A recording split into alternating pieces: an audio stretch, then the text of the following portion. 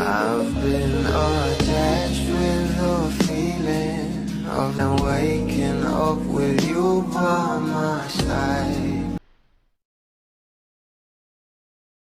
Alam naman natin na ito nga ang ating couple na sila Donnie at Belle ay kaliwat kanan nga ang kanilang mga endorsement at projects, mapa-individual man ito o as a love team.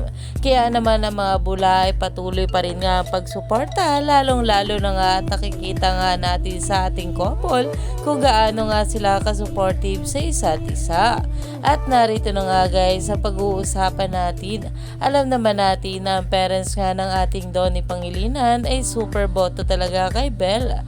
At talaga ngayon ay kasama na nga niya ang kanyang daddy na si Tito E sa isang endorsement.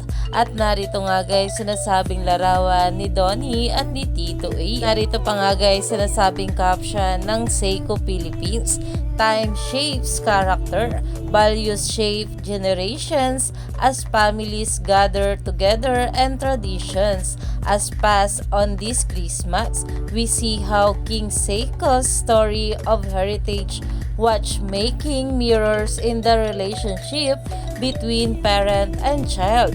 In father and son duo, Anthony and Donnie Pangilinan, we witness how one generation shapes another, creating a conversation that goes far beyond the season of giving. Talagang pinusuan nga agad ito ni Mami Maricel at napakomento nga rin dito dahil talaga namang nakaka-proud nga itong ating Donnie at ngayon ay kasama na nga niya sa isang endorsement itong kanyang parent na si Tito A. Kaya naman stay tuned lang tayo for more update.